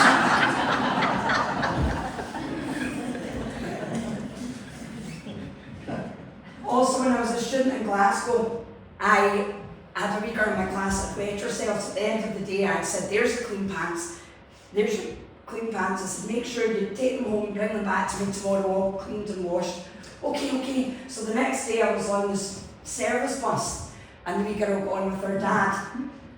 And she looked up the bus, she said, "Morning, Miss Diane, morning." I said, "Morning, Jennifer." "My dad's got your knickers in his pocket." True story. It's not just at school that you get a laugh. We normally take the boys' brigade to the church on Remembrance Sunday. And one year I had wee anchor boys, and the wee anchor boys are primary 1 and 2, and one of them had a wee brother with him, and he was only 4 years old, and the collection plate came round Overton Church, and this wee boy just looked at his dad and he said, No, you don't pay for me, I'm under 4. And then another time we were sitting there, we were in Overton Church and it was armistice, and there was a wee boy, and he asked my friend Alec Jack, he said to Alex, he said, "What are all those names that are on the wall beside the picture of the poppy?" To which Alex said, "Oh, they all died during service. They died during the service. I'm out of here." Robert Burns wrote The Rights of Women. While Europe's eye is fixed on mighty things, the fate of empires and the fall of kings, while quacks of state must each produce his plan, and each child lisp the rights of man. Amidst this mighty fuss, just let me mention, the rights of women merit some attention. First in the sexes' intermixed connection, one sacred right of women is protection. Men, you're meant to protect us. Like the policeman who called at the lady's house one night after she'd been hit by an intruder and had got a kicker of a black eye. On arrival, she sent him out to the back garden, to where she had been attacked. 2 minutes later, he returned sporting a huge black eye. "Oh no," she said, "the same intruder has attacked you." "No," said the policeman, "I stepped in the same rake as you did." Our second right, but needless here, is caution. To keep that right violates the fashion. Each man of sense has it so full before him, he'd die before he'd wrong it. It is decorum. Men, that is your behaviour.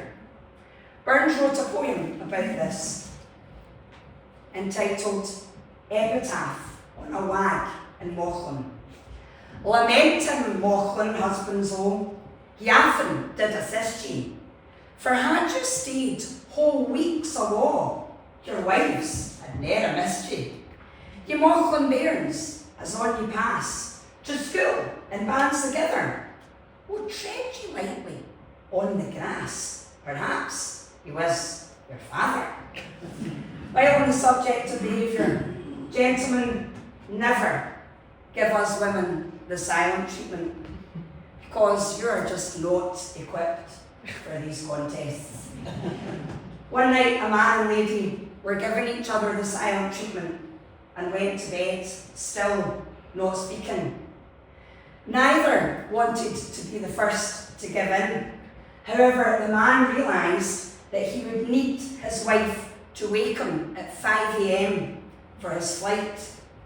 Not wanting to break the silence and lose, he wrote on a bit of paper, "Please wake me at 5 a.m. and he sat it on her bedside table. Next morning he woke at 9 AM, absolutely furious that he had missed his flight, and he was just about to scream at his wife when he noticed a bit of paper on his bedside cabinet, and it read, "It is 5 AM, wake up." Also in your behaviour, a wife took her husband's suit jacket to the cleaners, and on emptying the pockets, she found a piece of paper. Miranda, 2:30 PM. On her return, she questioned her hubby as to who Miranda was.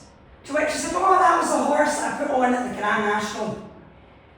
2:30, she was called Miranda. 2 days later, her husband came home to his irate wife.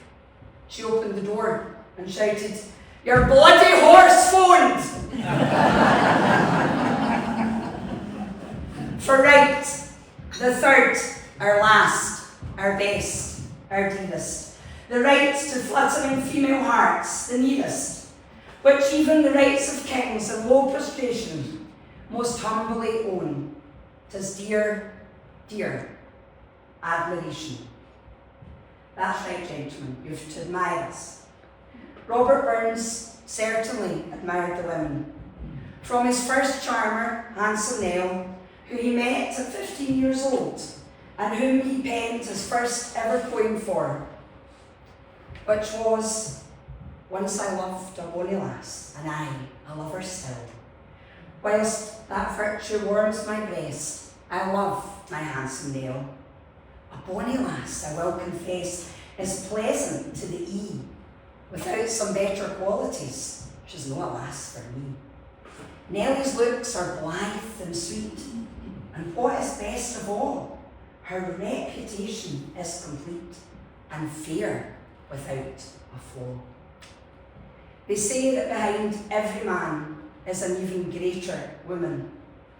It is argued, it's 22 point,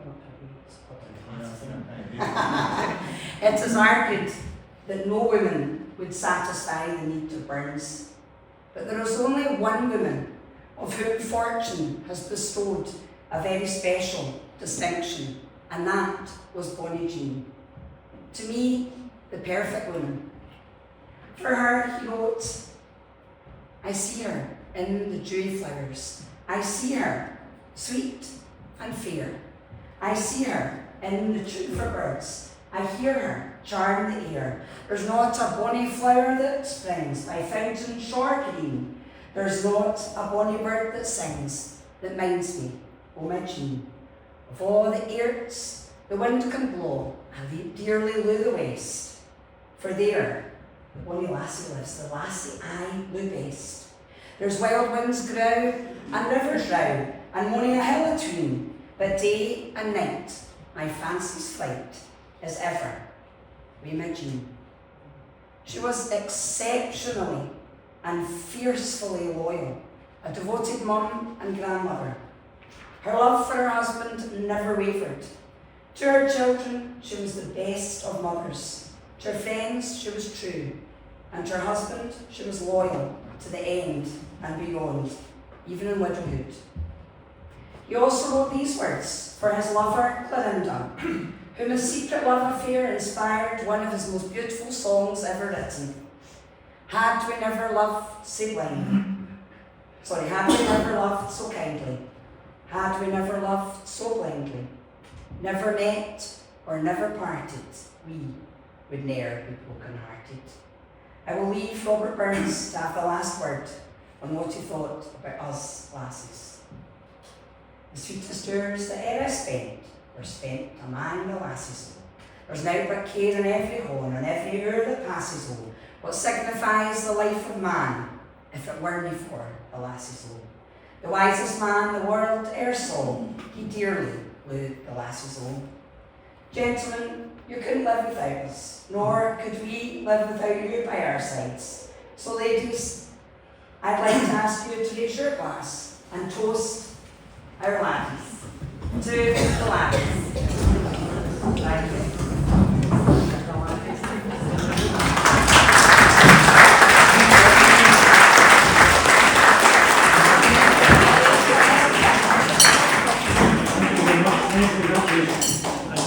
hand was struck there as well. But Leslie did touch it and nerve. When she spoke, she mentioned alluding to football, because I received later this afternoon the bad news from Rugby Park that Liam McCann, the new manager, had been arrested for drunk driving. Edgett, when interviewed with police, he said he would do anything to get 3 points. Now we have a musical solo, and I can't wait to see what's going to happen here. It couldn't have been too bad the first time, you're still out here. So anyway, I'd like to sing My Love, It's Like a Red, Red Rose.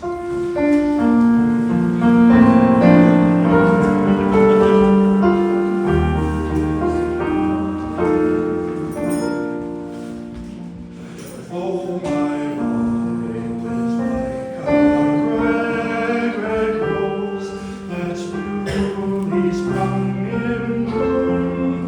Oh, my love is like a melody that's sweetly played in June. As fair thou art, my bonny love, so deep in love am I, and I will love thee still, my dear, till all the seas can cry, till all the seas can cry, my love, till all the seas can cry, still, my dear, till all the seas can cry, till all the seas can cry, my dear, and the rocks will play the sun, still, my dear, while the sands of life shall run. But fare thee well, my holy love, and fare thee well awhile, and I will come again, my love, though 'twere 10,000 miles. But my only love, and fare thee well awhile, and I will come again, my love, though 'twere 10,000 miles.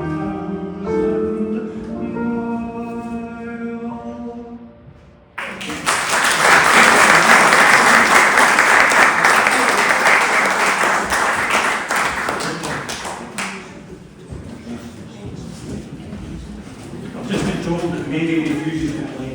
Unless you want to. Yeah. No, thank you very much. It's almost as though Stuart had been practicing. Thanks, Stuart. And now we have, I've got the order written down, not a poem, but a presentation from Alec Blair. Please, Alec.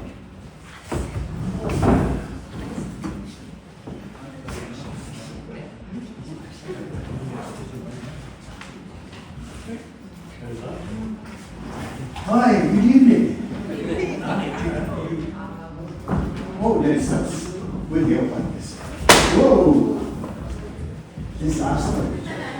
It's been asked before, such a array of talent. You've had a great night, haven't you? Yes! Well, now you've got me. I'm sorry. Good evening. Now, I've heard 2 or 3 remarks tonight about being asked by Phyllis. Right? Now, you've got nothing to worry about. I mean, you just asked the Phyllis. She's an assistant-in-law. I don't adopt you. And I was asked to do something. And I said, what? Just do something. That was instant panic. So I had a wee think, and I just mentioned Burns's poems. This is my secret weapon. I turn to this. Now, the first time I touched this book was 70 years ago. My father won it in a competition.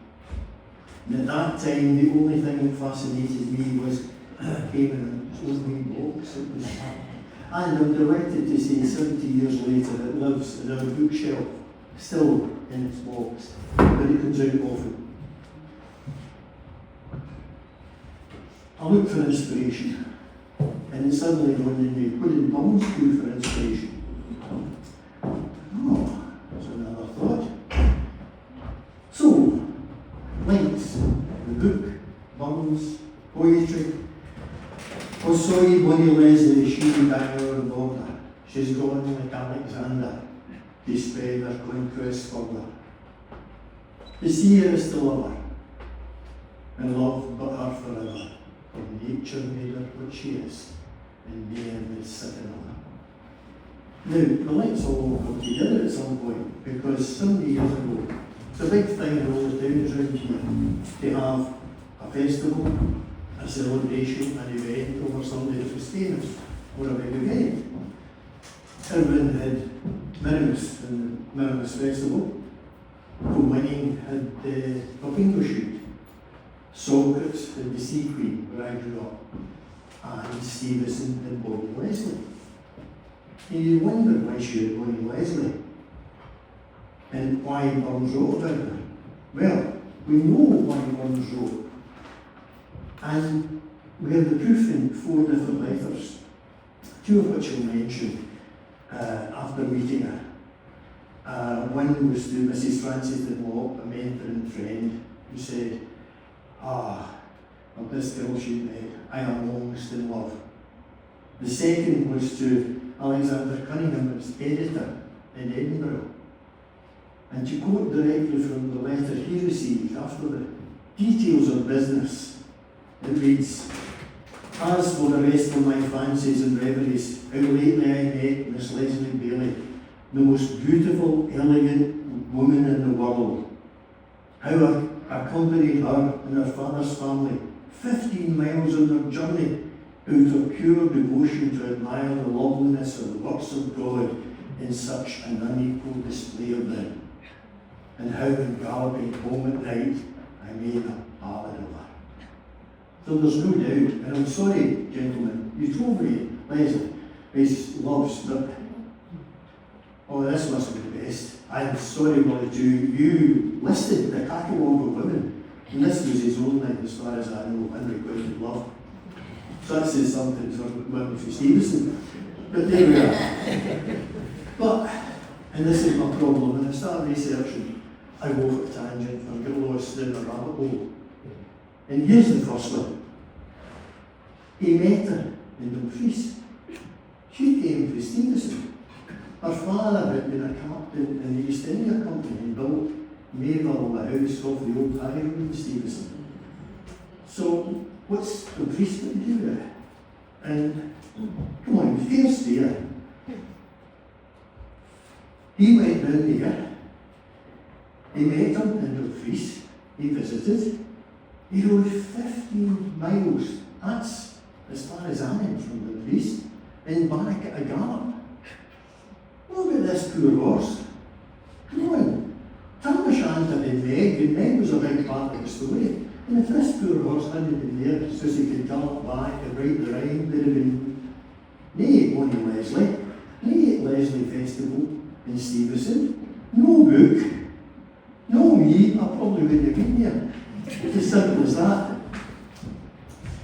But about the book, it was won 4th of June 1955 at the Bonnie Leslie Festival. Now, some of you know my father. My father, I'd say, was a man's man. In his youth, he'd been an energetic football player, should we say, to get that off. He'd been in the Navy. He came out and worked in the cooperative. He was a butcher, he was a grocer, and his dream was to have his own shop. And about the time of the Queen's coronation, late Queen, 1953, he got his dream. He and his brother James, who was a Brickie, built his shop at the bottom end of Stevenson, brick by brick. Now, curiously, 1955, we won the book. Talked about it rarely. Now, if he won a prize at the building, he would have told you what he'd done. But guess what he won the book for? As a window dresser. The council came up with the idea during the Burns Festival to stir up and spread the event and interest. They were a competition for the best dressed window. And my father won it. So why is the book a secret weapon? Well, first of all, I claim that the trip where the Baileys met Burns was pure serendipity. I mean, it was a lucky magic incident that just happened. And I just touched on Burns and basically serendipity. I'll come back to it in a minute or two. But the thing about this book, as I say, played with it as a boy, thought nothing. And as years went on, and I learned more about Burns and read the book, discovered even more. And it amazed me. First printed in 1925, there are 498 pages of the works of Burns, which seems phenomenal, incredible. But as I grew older, I realised that 300 of these compositions had a number beside them. And in the back of the book, there are 45 pages of notes relating to these works. Some that explain the inspiration, some that give you some local history, geography, events, some that give you clues to the characters that were based in, like the man that inspired Holy Mother's prayer. Sometimes he told you the names, sometimes he didn't. And others you're left guessing things. So I picked some short verses, favourites of mine from that. One of them, and no help from the top table of the Burns experts, does anybody know what a keeping glass is? See, I knew we've got to be excluded here. I'll read the poem to you very quickly and then explain the inspiration behind it. And there's only 4 lines. How dare ye call me bullet-faced, you bleary-eyed withering spectre? You only spy the keeping glass and there you saw your picture. Slightly humorous, but the tale behind it was back in Dumfries. Burns was friendly with a family called the Millers, who had 3 reputedly very handsome daughters. He'd gone to visit them one day, and the day before, a member, a lord of the judiciary, on his circuit trip round Dumfries, had been holding court. He had dined with the Millers extremely well, and it was reported that in the aftermath of dinner, consumed copious amounts of drink till he was somewhat bleary-eyed, as was the habit. He was taken into the parlour to say farewell to the family, and looking at one of the girls with this twisted look eye, he looked up saying, "What's your bullet face like in the corner?" Absolute disaster for the family and disgusted. But in hearing it, Burns went into his pocket, took out the letter, turned it over, and in pencil wrote the verses and handed it to the girl who had been insulted. A lovely gesture to take away the insult from the magistrate. Another favourite is the bookworms. Through and through the inspired leaves your maggots to make your windings, but more respected lordship's taste and spare his own bindings. With no clue in this one as to who the lord was. But we've all met people like that who would buy books to the yard to fill their bookshelves and cared nothing for what was in them. And the other done the rabbit hole thing. Talked to a friend about this the other day, it reminded me of another friend I visited last year, and great bookman and great reader. He had a lovely big open hall with a lovely side table and a matching bookcase. And as I was leaving, I looked at the bookcase and said, "That is absolutely immaculate. It puts me into shame. It really is. It's lovely." Came home, started working away in the dining room as I often do, looked at my bookcase, covered with notes, pens, papers, letters, diaries, you name it. So I took a photo, sent it on the phone, and minutes later, the reply came back. I simply said, here's what I meant, this is my bookcase, yours is lovely. And the response was very simple, it said, aye, but yours is a working bookcase. Now, I tried to tell Kate that and explain it's a working bookcase. That's actually a compliment, and it's never actually stuck. Did my best. There's some others that there is no explanation for, and at this point I'm gladly take the experts here. There's one at Brown Hill in Kilmay, a place where you dine occasionally. And all it says, at Brown Hill we always get good dainty cheer. We've plenty of bacon each day in the year.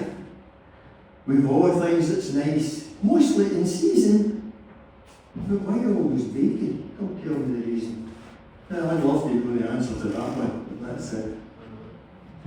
Good, yeah, I love it. And this one now, Angus added a bit to this as well, but this is to me the other example of serendipity, a bottle and a friend. Here's a bottle and an honest friend. What would you wish for me, man?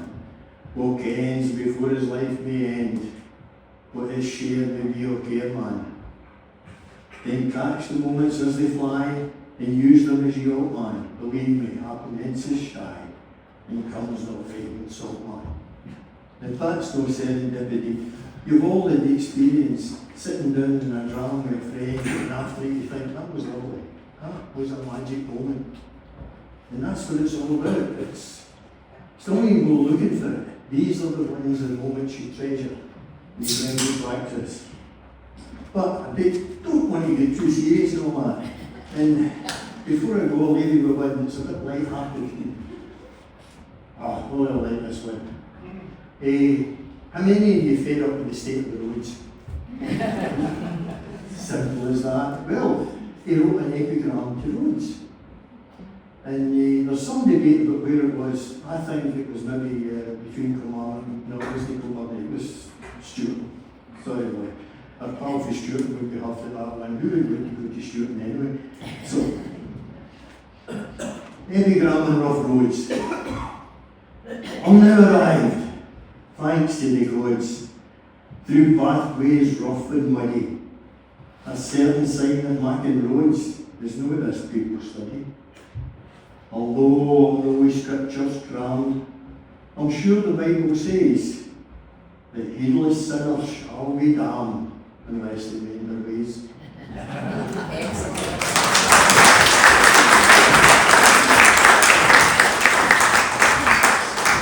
Thank you, Alan, for that very mature presentation. We're now going to have community singing. Okay. We'll just run through these, but conscious of time as well, so maybe miss out a couple of verses of that. So, Star of Rabbit Ones, let's just do the first and the last verse of that.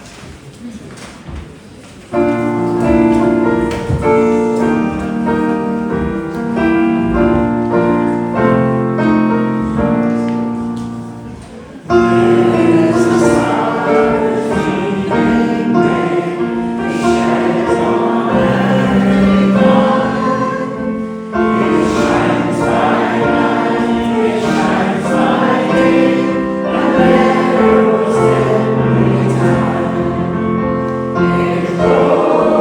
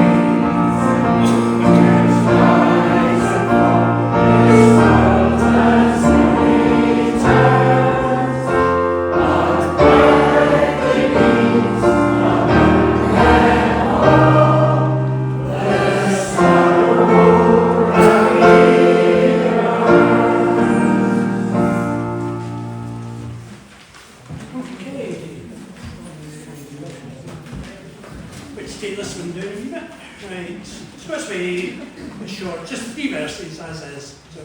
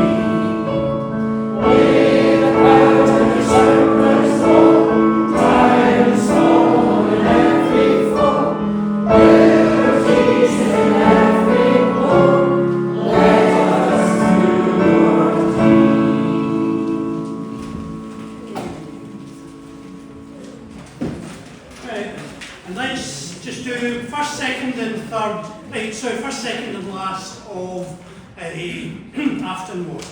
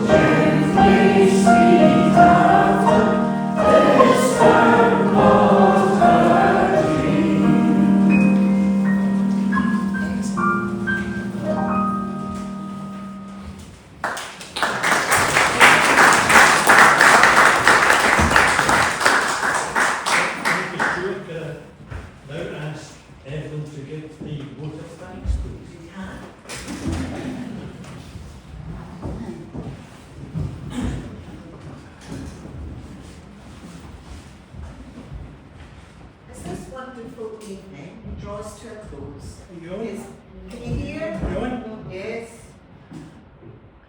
Okay.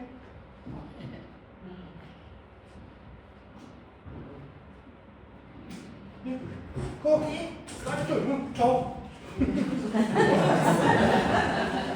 As this wonderful evening draws to a close, it is my pleasure to propose a vote of thanks to all those who have made this brunch supper, I'll just use my voice, such a success. We've enjoyed a magnificent night of warm, Rican, rich food, heartfelt addresses, speeches, wonderful verse, music and song.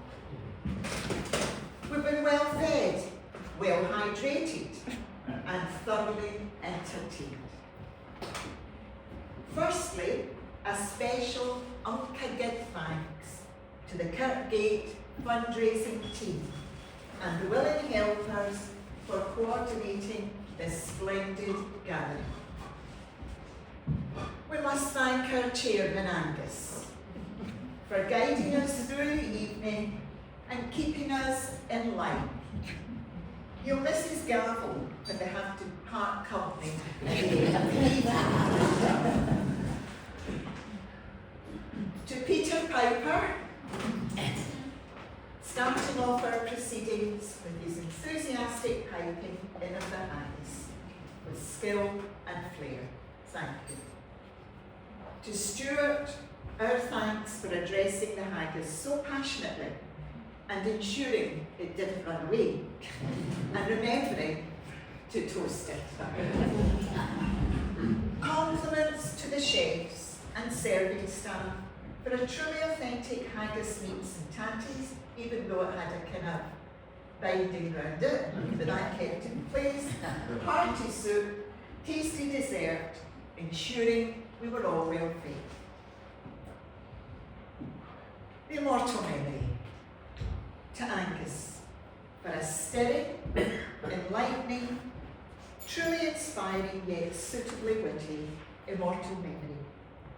It will live on in our memories for a long time and gave us real food for thought. Thank you. To Willie and Leslie. What a pair. When we got married at first, we lived in Kilburn. Yes. And we passed your garage, and then we escaped. Happy memories of Kilburn and good Kilburn folk.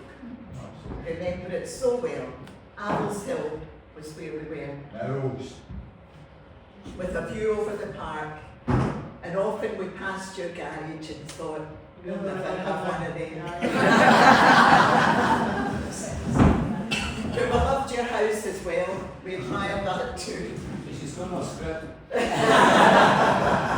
Thank you both for your wit and wisdom in the toasts and replies, both so well received and enjoyed by all gathered here. Thank you so much. I've then got Alec Hoyle. And it did happen and it didn't happen. But thank you for the unique, informative presentation and personal observations. Thank you so much. To Mary and Stuart for musical solos and accompaniment, bringing Burns so beautifully to us in instrument and voice. Thank you to all the entertainers for bringing the bard's life and words to us with such talent and passion, for the laughs, the insights, and for honouring Burns with such style. And lastly, and very importantly, a heartfelt thanks to yourselves, to everyone here, for your participation, especially the singing and attendance this evening in celebrating the life and work of the bard here in Kirkgate. Thank you.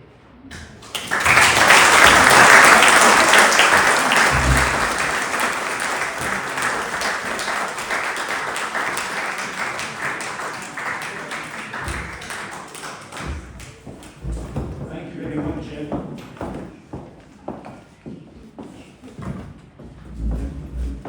Close the evening